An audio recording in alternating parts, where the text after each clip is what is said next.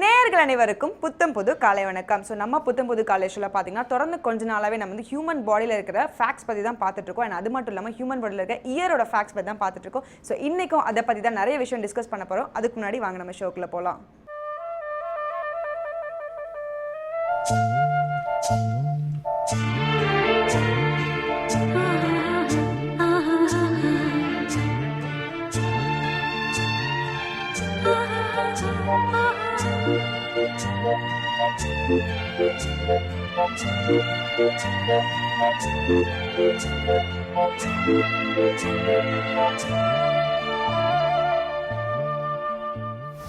So என்னோட first fact என்ன அப்படின்னு பார்த்தீங்கன்னா வந்து நார்மலாக அடல்ட்ஸோட இயரை விட சில்ட்ரன்ஸோட இயர் வந்து ரொம்பவே சென்சிட்டிவாக இருக்கும் அப்படின்னு சொல்கிறாங்க. அண்ட் அது மட்டும் இல்லாமல் நம்ம லைஃப் டைமில் பார்த்தீங்கன்னா நம்ம கூடவே வளர்ந்துட்டு இருக்கிற ஒன்று அப்படின்னு சொல்லலாம்னா நம்மளோட இயர் அப்படின்னு சொல்லலாம். ஸோ நம்ம வந்து லைஃப் டைம் ஃபுல்லாகவே நம்ம கூடவே நம்ம இயரும் வந்து வளர்ந்துட்டே இருக்கும் அப்படின்னு சொல்கிறாங்க. இந்த அழகான ஃபேக்ட் வந்து வாங்க நம்ம ஷோட ஃபர்ஸ்ட் செக்மெண்ட் பார்க்கலாம். இது சூரியோதயம்.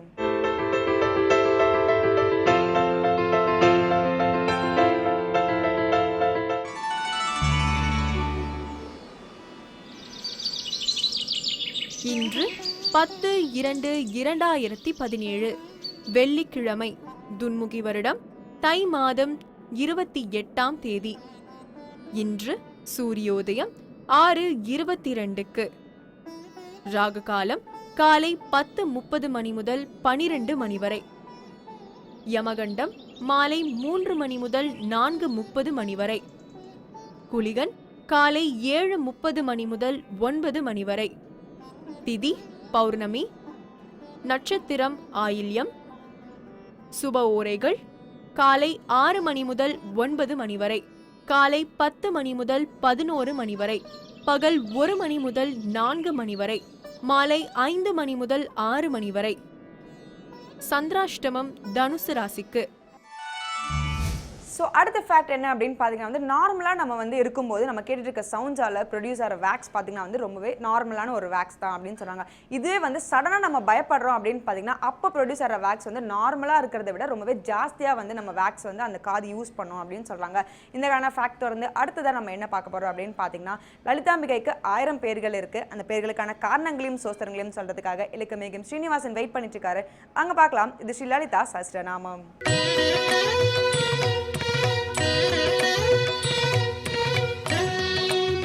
ஸ்ரீவித்யோபாசனாசக்தம் ஸ்ரீவித்யாபீடபூஷணம் ஸ்ரீவித்யாபினவம் வந்தே ஸ்ரீகிருஷ்ணானந்த சர்க்குரு. அனைவருக்கும் இனிய காலை வணக்கம். ஸ்ரீ லலிதா சகஸ்ரநாமம் அன்னையின் 1000 திருநாமங்கள். அற்புத திருநாமங்களிலே ஒவ்வொரு திருநாமத்தையும் ஒவ்வொரு நாளும் விடியற்காலையிலே சிந்திக்கக்கூடிய மாபெரும் பாக்கியத்தை பராசக்தியும் சர்க்குருநாதரும் வழங்கி அருள் பாலித்திருக்கிறார்கள். அந்த வகையிலே இன்றைய திருநாமம் ஓம் மகாயோகேஸ்வர்யை நமக என்கின்ற திருநாமம். மாபெரும் யோகிகளினுடைய ஈஸ்வரியாக தலைவியாக இருப்பவளுக்கு வணக்கம் என்று சொல்லக்கூடிய திருநாமம். மாபெரும் யோகேஸ்வரர்கள் இந்த உலகத்திலே யோகேஸ்வரராக இருக்கக்கூடியவர்கள், யோகிகளாக இருக்கக்கூடியவர்கள் என்ன செய்கிறார்கள்? புதிதாக படைப்பார்கள். படைத்ததை காக்கக்கூடிய வல்லமை படைத்தவர்களாக இருப்பார்கள். படைத்ததை மாற்றம் செய்யக்கூடிய வல்லமை படைத்தவர்களாக இருப்பார்கள். படைப்பாற்றலை நிறுத்தக்கூடிய சக்தி படைத்தவர்களாக இருப்பார்கள். அத்தகைய சக்தியை யார் வழங்கி இருக்கிறார்கள்? யோகிகளுக்கு பராசக்தி தான், அவர்களுடைய தலைவியாக இருக்கக்கூடிய ஈஸ்வரி தான் வழங்கி இருக்கிறார்கள். பெரும்பாலும் நீங்கள் ஞானிகள், யோகிகள், சித்த புருஷர்களை எல்லாம் பார்த்தால் அவர்கள் யாரை வழிபாடு செய்வார்கள் தெரியுமா? மகாவராகியை வழிபாடு செய்வார்கள். மகாவராகி தான் சர்வ வல்லமையும் சர்வ சித்தியையும் வழங்கக்கூடியவளும், மிகப்பெரிய உறுதிப்பாடு என்று சொல்லக்கூடிய வைராக்கியத்தையும் வழங்கக்கூடியவளாக மகாவராகி இருக்கிறாள். பஞ்சமியிலே வளர்பிறை, தசமியிலே அவளை வழிபாடு செய்பவர்களுக்கு எல்லா வகையான சித்திகளையும் அள்ளி வழங்குபவளாக வராகி இருக்கிறாள். அந்த வராகி தேவியை வழிபாடு செய்து எத்தனையோ சித்திகளை இந்த உலகத்திலே வழங்கி கொண்டே இருக்கிறார்கள். பிரான்மலை என்று சொல்லக்கூடிய மிக அற்புதமான தலம் இருக்கிறது. பாண்டி 14 தலங்கள் என்று சொல்லக்கூடிய 14 தலங்களிலே அந்த பிரான்மலை தலம் ஒரு தலமாக இருக்கிறது. அந்த தலத்திற்கு நேர் எதிராக, அந்த மலைக்கு நேர் எதிராக சிங்கமுனரியிலே வாத்தியா சுவாமிகள் என்று சொல்லக்கூடிய மாபெரும் சித்த புருஷர், சித்தர் முத்துவடுகநாதர் என்று சொல்லக்கூடிய நாமத்தோடு 18 படிகளை தாண்டி அவருடைய அற்புதமான சன்னிதானம் இன்றைக்கும் இருக்கிறது. மாபெரும் ஜீவ சமாதி. அதுபோல எத்தனையோ ஞானிகள், யோகிகள், சித்த புருஷர்கள் இந்த உலகத்திலே இருக்கிறார்கள். அவர்களால் என்ன செய்ய முடியும்? புதிதாக ஒன்றை படைக்க முடியும்.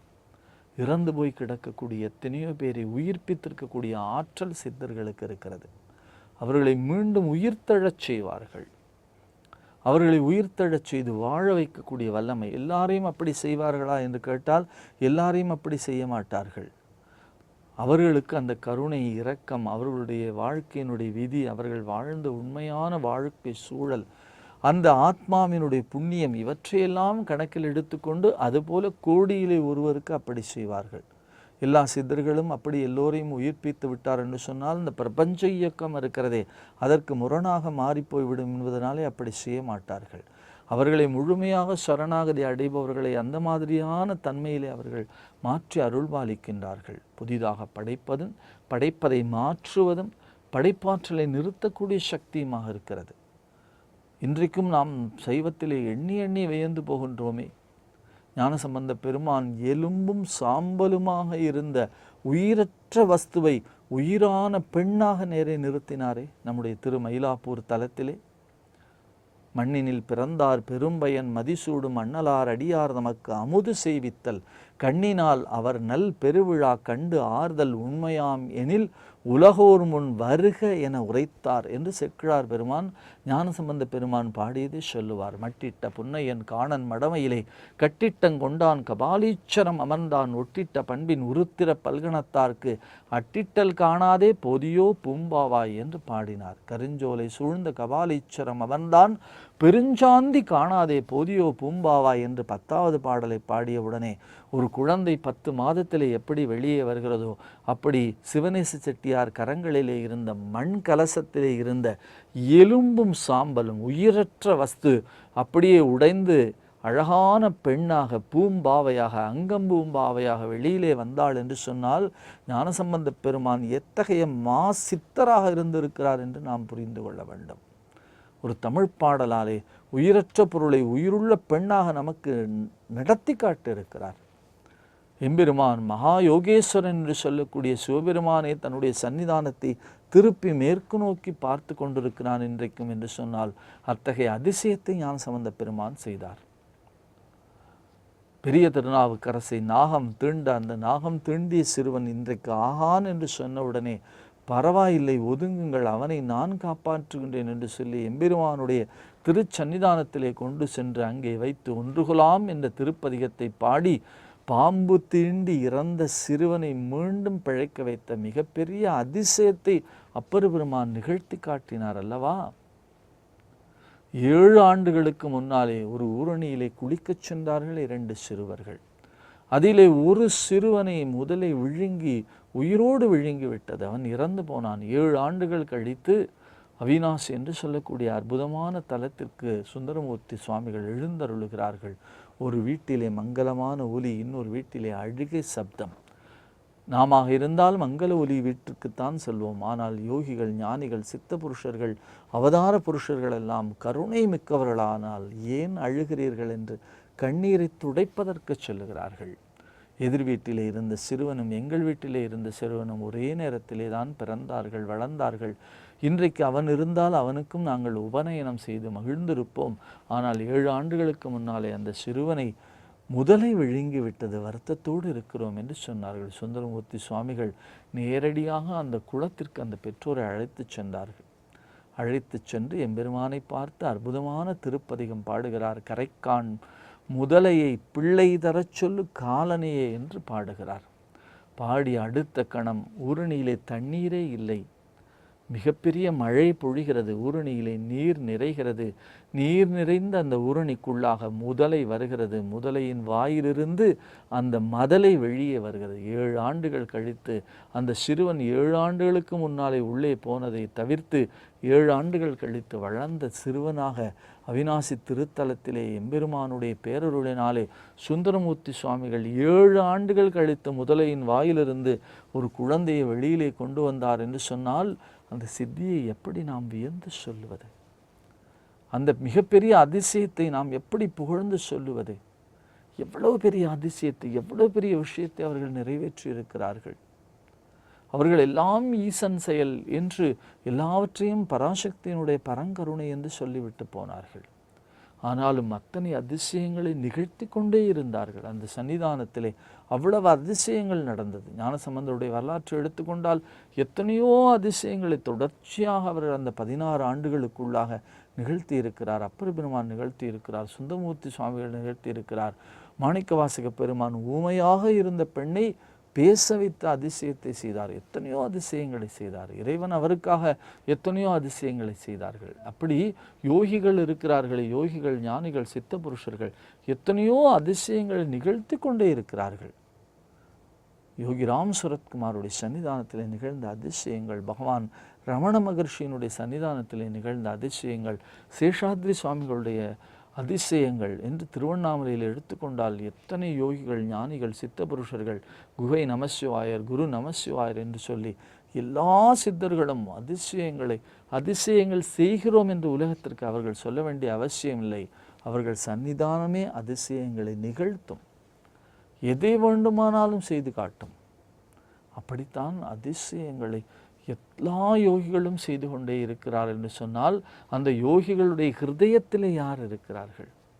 இடையராது இருக்கிறார்கள். என்ற நெஞ்சினுள்ளே பொன்றாது நின்று புரிகின்றவா இப்பொருள் அறிவார் என்று ஆலிலையில் துயின்ற பெம்மானும் என் ஐயனுமே என்று சொல்லுவார் மிக அழகாக அபிராமிப்பட்டார். யார் புரிந்து கொள்ள முடியும் அந்த யோகேஸ்வரியை? சிவயோக நாயகி என்று பெயர் அவளுக்கு, மிக அழகான பெயர். ஆவுடையார் கோவில் என்று சொல்லக்கூடிய திருப்பெருந்துறையிலே சிவயோக நாயகி, சீரார் பெருந்துறையில் சிவயோக நாயகி என்பார் அருட்கவி கூசேரா. அப்படி சீரார் பெருந்துறையில் சிவயோக நாயகி தான் யோகேஸ்வரர்களுக்கெல்லாம் தலைவியாக இருக்கிறாள். எல்லோருக்கும் தலைவி அவள்தான். ஆறும் தலைவி இவளாய் இருப்பது அறிந்திருந்தும் வேறும் சமயமும் உண்டென்று கொண்டாடிய வீணருக்கு என்று சொல்லுவார் அபிராமிப்பட்டார். அப்படி 6 சமயங்களுக்கும் தலைவியாக இருக்கக்கூடியவள் தான் யோகேஸ்வரருடைய ஹிருதயத்திலே இருந்து எத்தனையோ அதிசயங்களை இன்றைக்குமாக நிகழ்த்தி கொண்டிருக்கிறாள். அத்தகைய யோகேஸ்வரருடைய தலைவியாக இருக்கக்கூடியதனாலே தான் பராசக்திக்கு ஓம் மகாயோகேஸ்வத்தியை நமக என்கின்ற திருநாமத்தை லலிதா சகஸ்ரநாமம் போற்றி புகழ்கிறது. அத்தகைய யோகேஸ்வரியினுடைய கருணையினாலே யோகிகள், மகான்கள், சித்த புருஷர்கள், ஞானிகள் என்று குருநாதர்களுடைய பேரருளெல்லாம் நம்முடைய இல்லங்களை மங்களமும் மகிழ்ச்சியும் இன்பமும் இனிமையும் நிறைந்ததாக ஆக்க வேண்டும் என்று இந்த விடியலிலே பிரார்த்தனை செய்து லலிதா சகஸ்ரநாமங்களுடைய அற்புத திருநாமங்களை தொடர்ந்து சிந்திப்போம். நாளை சந்திப்போம். நன்றி, வணக்கம்.